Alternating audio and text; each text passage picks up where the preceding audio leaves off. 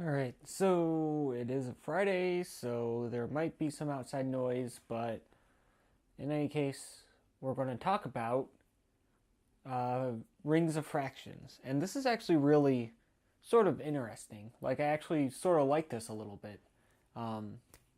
Because it's a little tedious at first, but I don't know, it makes looking at rings of fractions makes things nicer. So let's let's do it. So take a commutative ring A and you take a multiplicatively closed subset S of A.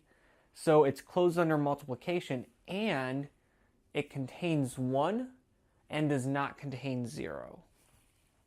So we will define a set S inverse A, and it's going to be, we're going to take the direct product A of A and S and quotient by an equivalence relation where you take A comma S, this is equivalent to B comma T. Of course here A and B are in A and S and T are in capital S. So they're equivalent if there is some S prime in S such that S prime times AT minus BS equals 0. So let's see here. So we're saying this is an equivalence relation, and so you have to check that. And typically in a textbook, like, they won't go through the details because they're just tedious and they're not particularly difficult. But I don't know, I like going in more detail than most people do, because it's nice to actually prove the things for yourself. So, anyways, reflexivity, it means everything needs to be equivalent to itself. So, well, S prime of AS minus AS is going to be 0 for every single S prime in S, and so certainly this holds. Symmetry holds because if we have A comma S equivalent to B comma T, well, if you look, basically what it comes down to is if you look at this formula here, the AT and the BS are, because multiplication in the ring is commutative, it's going to work. But anyways, if you want to do the work, there is an S prime such that S prime AT minus BS equals 0. So then you can flip them, and that gives you BS minus AT equals 0 because we're just taking this and multiplying it by minus 1. Wait a minute. So this should be minus S prime. Well, yeah, if minus S prime, but you can multiply both sides by -1 and it works because that's 0. I guess this might be a little clearer, but in any case, we actually don't really use commutativity of the ring here. It's just, you just flip the two. It works out. For transitivity, this one's a little more work. You suppose that AS is equivalent to BT, and BT is equivalent to CU. You want to prove that AS is equivalent to CU. Then choose S prime and S double prime such that S prime of AT minus BS is equal to 0, and S double prime BU minus CT equals 0. And then if you distribute it out and move this part over to the other side, you'll get S prime AT equals S prime BS, and similarly you'll get S double prime BU equals S double prime CT if you do the same thing but for this one. And then once you have that, you look at S prime S double prime T, and you multiply this by AU minus CS. Because in order to prove that this is equivalent to this, we need to find an element of S such that this times this equals 0. Because that's what it means to be equivalent. Certainly this is going to be an S because S prime, S double prime, and T are all in S, and S is closed under multiplication, so this product is an S. If we multiply this, you distribute it out, and then if you look, here we've got an S prime, what do we have here?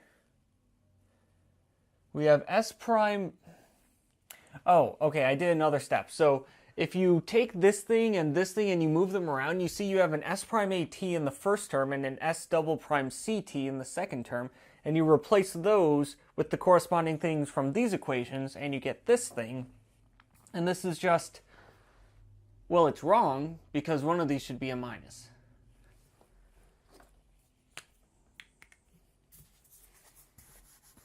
That should be a minus, and this should be a minus, because that was a minus. So anyways, you're just subtracting something from itself, and it's 0, and so these two things are equivalent. So it's an equivalence relation. One thing to note here,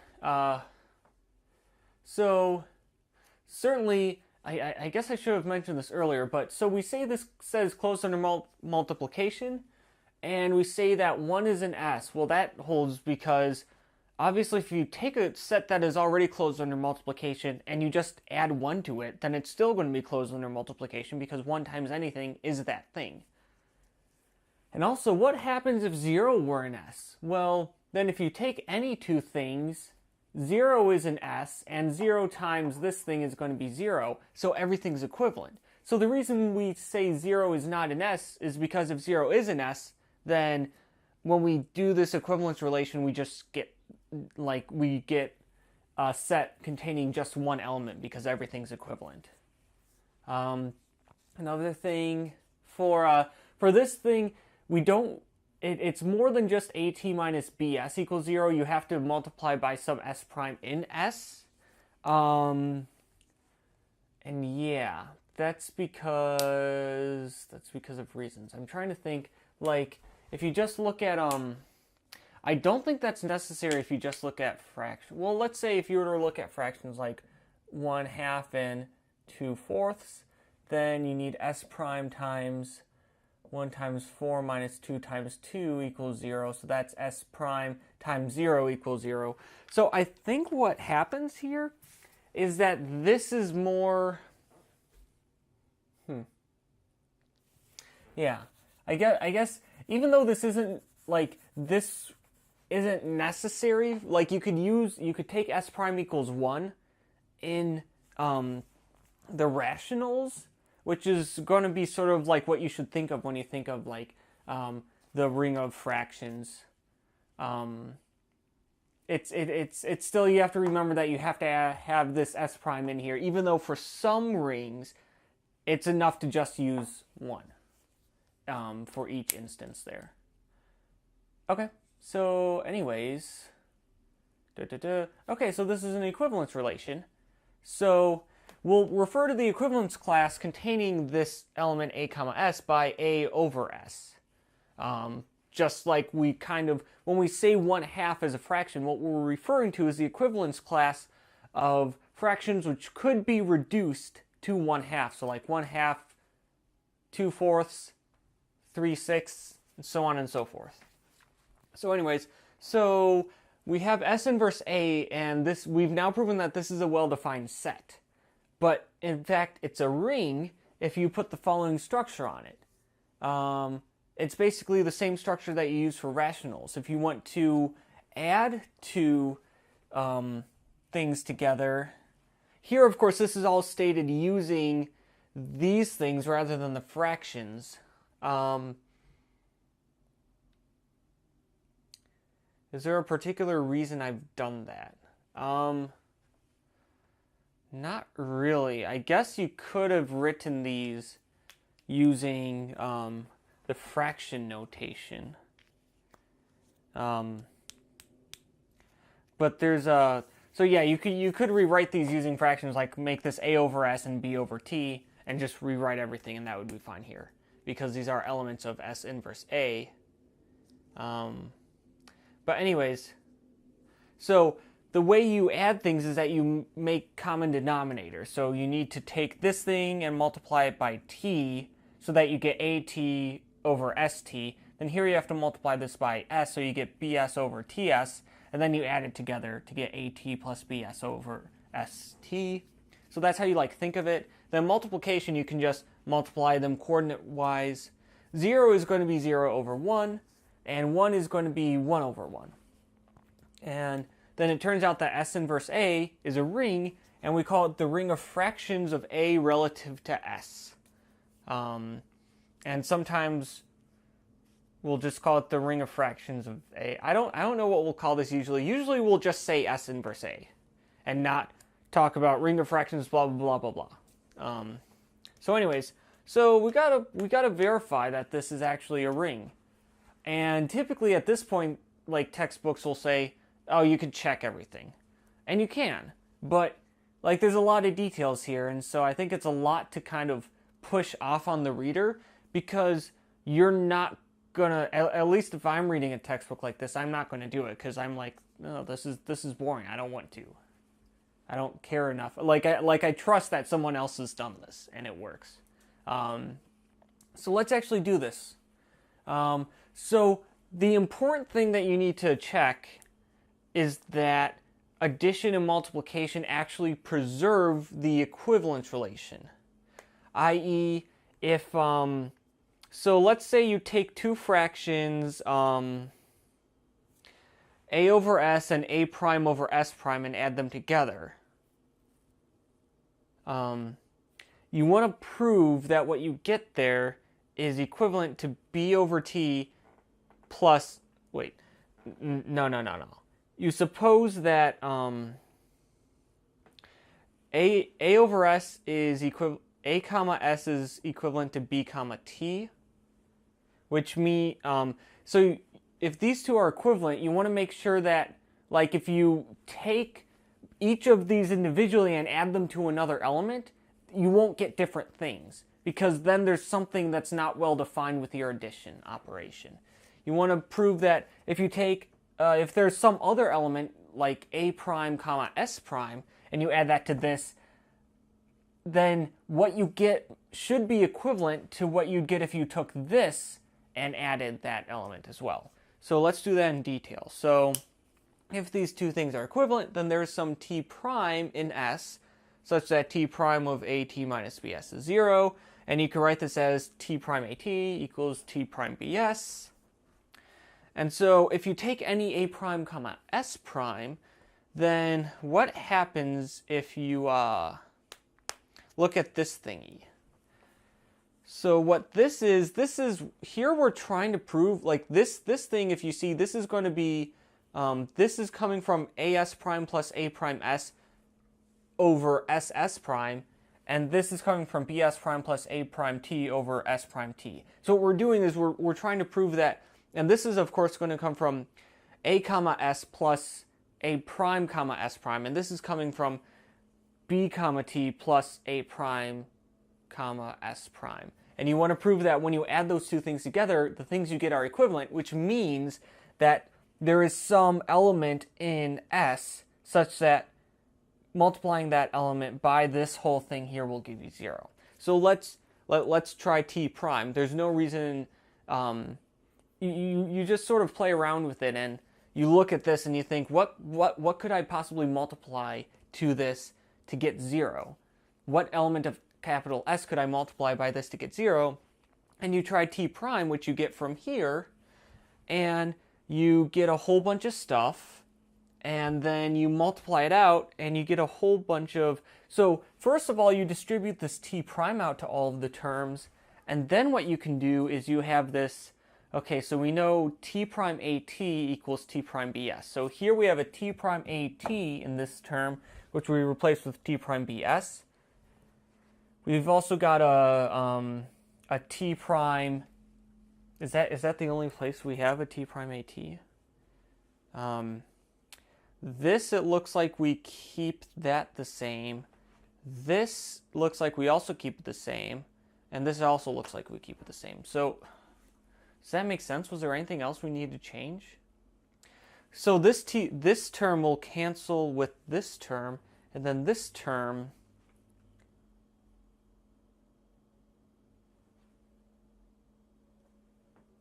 well, yeah, it will automatically cancel with this one. So the only thing we need to really adjust was this term to make it cancel with here.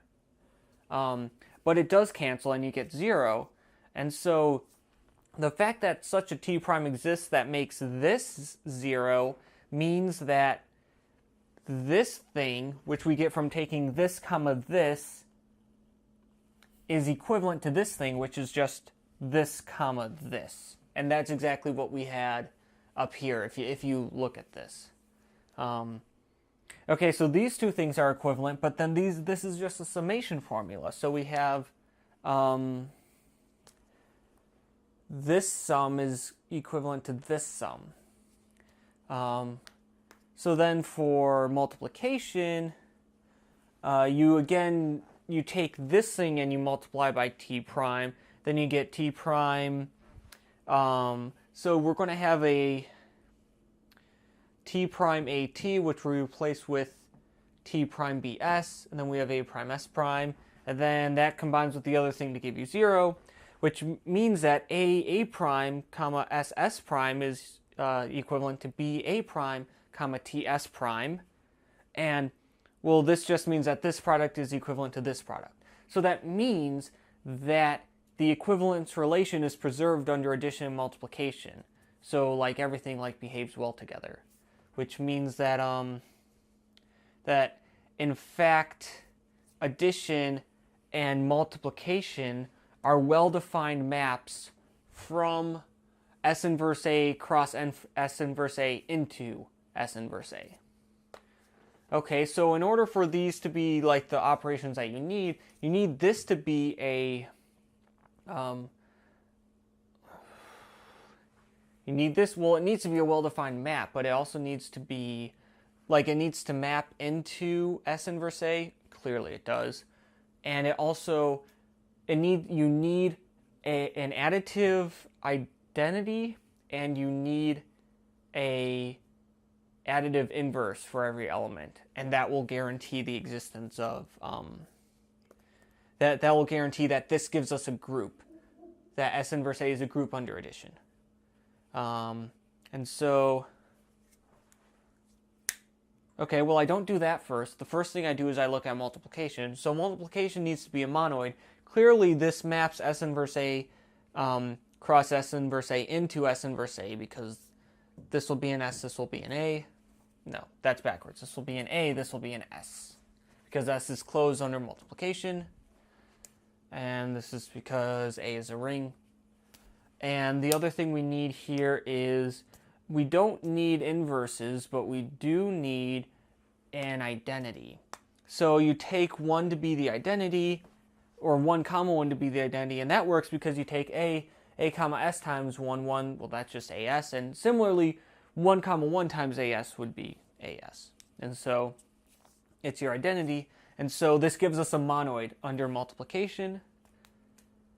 And as for addition, we have an identity 0 equals 0 comma 1, because if you take a comma s plus 0 comma 1, you'll get a times 1 plus 0 times s comma s times 1, and that's just a comma s. And similarly, you'd get the same thing if you took 0 comma 1 plus a comma s. I guess we also need this to be abelian, but that works because we can flip these two around, because this is a ring and addition is always abelian in the ring. And these two we can flip around because we've assumed our ring to be commutative. And so therefore under addition we get an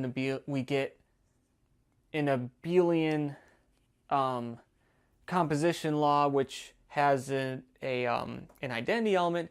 And as for inverses, you just take negative a comma s. And of course, a has an additive inverse negative a, because you have additive inverses in rings, or in rings, because addition, abelian group. So then, and if you add these two things together, you get as minus as comma ss, which is 0 comma ss. And it's easy. This one I'm not even going to do. Well, maybe I will. So 0 comma ss is going to be equivalent to 0 comma 1. So 0 comma anything is equivalent to 0 comma 1, because what does that mean? So 0 comma anything, 0, 1. So a and b are both 0. So you put 0 and 0 here, so no matter what you put in for s and t, this whole thing is going to be 0, so the whole thing will be 0, so they'll be equivalent. So indeed, you add these two things together and you get 0. And if you were to do minus as plus positive as, then you get negative AS plus AS, and again you get 0, SS, which is just 0, 1. So yeah, that's a lot of computations, but that is how you construct the ring of fractions of A relative to S.